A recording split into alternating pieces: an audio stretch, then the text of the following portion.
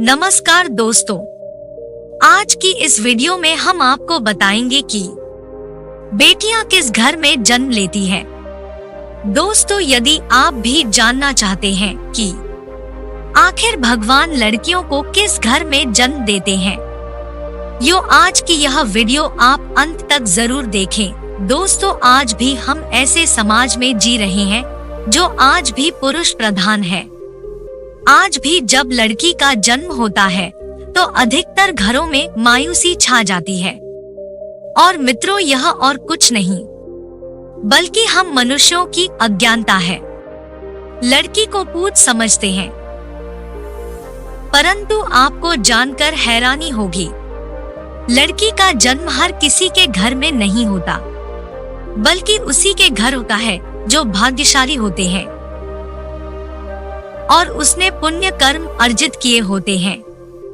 और आज हम आपको यही बताने जा रहे हैं कि भगवान कैसे घरों को लड़की का जन्म देने के लिए चुनते हैं और वह कौन से पुण्य कर्म है जिसकी वजह से कोई भी इंसान बेटी का माँ बाप बनता है। तो चलिए दोस्तों, आज की वीडियो शुरू करते हैं। मगर उससे पहले अगर आपने हमारे चैनल इंस्पायरिंग ज्ञान को सब्सक्राइब नहीं किया तो सब्सक्राइब कर लीजिए, क्योंकि हम अपने चैनल पर इसी टाइप की वीडियो लाते रहते हैं। एक बार भगवान श्री कृष्ण से अर्जुन पूछते हैं कि हे माधव, किन कर्मों के कारण किसी के घर पुत्री धन की प्राप्ति होती है, अर्थात कैसे घरों में बेटियों का जन्म होता है। तब श्री कृष्ण अर्जुन से कहते हैं, हे पार्थ, अगर किसी के घर बेटे भाग्य से होते हैं तो बिटिया सौभाग्य से होती है। और जिस भी स्त्री या पुरुष ने अपने पूर्व जन्म में पुण्य कार्य अर्जित किए होते हैं, उन्हें ही एक बेटी के माता पिता होने का सौभाग्य प्राप्त होता है। बेटियों को जन्म के लिए उन्हीं घरों को चुना जाता है जो बेटियों का भार सहन कर सके, क्योंकि तीनों लोकों में स्त्री अर्थात बेटियां ही ऐसी होती है जिसका भार हर कोई सहन नहीं कर सकता। वह बेटियां ही होती हैं जो इस सृष्टि को निरंतर चलाने के लिए अपना सर्वस्व निछावर कर देती है। हे अर्जुन, पर जिस दिन इस सृष्टि में बेटियों का जन्म लेना रुक जाएगा, उस दिन से धीरे धीरे इस सृष्टि का अंत हो जाएगा। मित्रों, भगवान श्री कृष्ण की इन बातों पर गौर किया जाए तो उनका कहा बिल्कुल सही है, क्योंकि बेटियां अगर नहीं होंगी तो किसी का भी वंश आगे नहीं बढ़ सकता। दोस्तों, आपने भी कई लोगों को कहते सुना होगा कि जिस घर में बेटी का जन्म होता है वह घर स्वर्ग के समान होता है, क्योंकि बेटा तो केवल एक कुल को रोशन करता है, मगर बेटियां तो दो कुलों को रोशन करती है। माता पिता के घर वो बेटी के रूप में अपने उत्तरदायित्व का निर्वहन करती है, तो ससुराल आकर एक बहू के रूप में सारे कर्तव्यों का पालन करती है।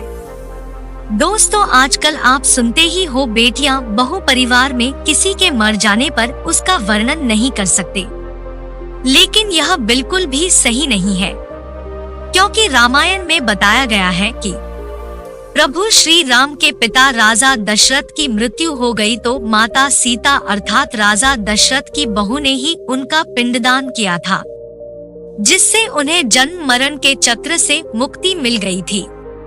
इतना ही नहीं, हिंदू धर्म शास्त्रों में बताया गया है कि बेटियां भी अपने पिता के नाम का पिंडदान कर सकती हैं। वहीं अगर ससुराल पक्ष में कोई पुरुष नहीं है तो इस स्थिति में बहू भी पिंडदान कर सकती है। इसलिए मित्रों, वह लोग बहुत किस्मत वाले होते हैं जिनकी घर में बेटी जन्म लेती है। वहीं वह परिवार किस्मत के होते हैं जिनके घर एक से ज्यादा बेटियां होती हैं।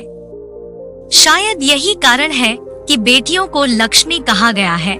दोस्तों, बहुत से लोगों की सोच यही होती है, बेटी है तो बिना समय गंवाए और इस पर पढ़ाई में पैसे लगाए जल्द से जल्द शादी कर दो। लेकिन यह सोच एक बेटी के भविष्य को बर्बाद कर देती है।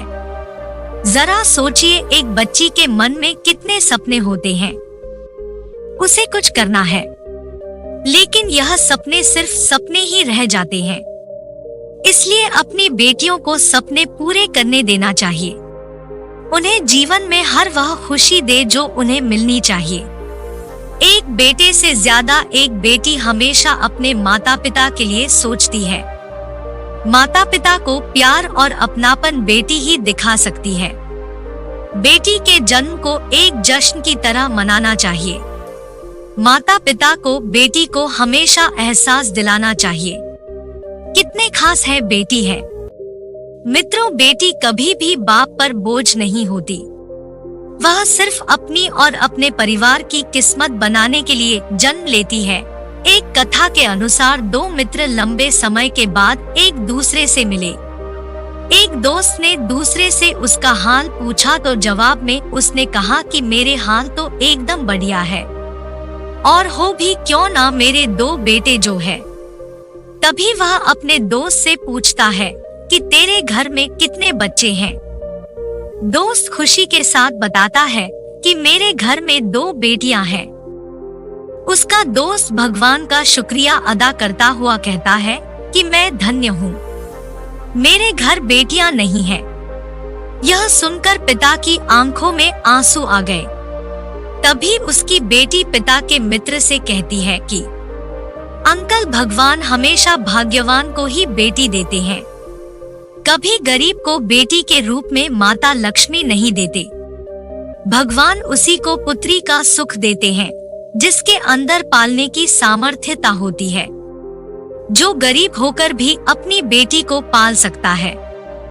दोस्तों, एक बार स्वामी विवेकानंद वैष्णो देवी की सीढ़ियां चढ़ रहे थे। बगल से एक किसान अपनी बेटी को कंधे में बिठाए चढ़ाई चढ़ रहा था।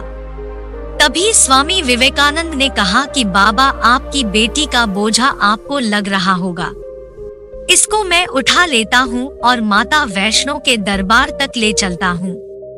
उसने सबके सामने स्वामी विवेकानंद से कहा कि बेटी कभी भी बाप के कंधे पर बोझ नहीं होती। बेटियां अगर बाप के कंधे पर हों तो वह हर बोझ को हल्का कर देती है। मित्रों, बेटियां कभी भी धन की भूखी नहीं होती, वो सिर्फ मान और सम्मान की भूखी होती है। अब सोचने वाली बात है कि कौन से कर्म के बाद आप किसी के घर लड़की के रूप में जन्म लेते हैं और उनके घर के लिए लक्ष्मी का रूप साबित होते हैं। गरुड़ पुराण में बताया गया है कि जब आत्मा को नया जन्म मिलता है तब आत्मा को शरीर के अनुसार व्यवहार में चलकर अपने कर्म करने होते हैं। शरीर के जरिए कर्म करके ही एक आत्मा अपने जन्म के उद्देश्य को सार्थक बना सकती है, और निरर्थक भी यदि कोई पुरुष महिलाओं का आचरण करता है, स्वभाव में महिलाओं वाली आदतें ले आता है, या वही काम करना चाहता है तो एक महिला को करना चाहिए, तो ऐसे ही पुरुषों की आत्मा स्त्री का शरीर धारण करती है। वहीं गरुड़ पुराण में बताया गया है, यदि कोई व्यक्ति मृत्यु के अंतिम क्षण में किसी स्त्री को याद करते हुए प्राण त्यागता है तो वह अगले जन्म स्त्री के रूप में जन्म लेता है। वहीं अगर वह अंतिम क्षण में परमेश्वर का नाम लेता है तो वह मुक्ति के मार्ग पर अग्रसर हो जाता है। तो मित्रों, आज की वीडियो में बस इतना ही। हम उम्मीद करते हैं कि हमारी वीडियो के जरिए आपको जानकारी मिल गई होगी। हमें कमेंट करके जरूर बताएं कि आपको हमारी वीडियो कैसी लगी। वीडियो पूरा देखने के लिए धन्यवाद।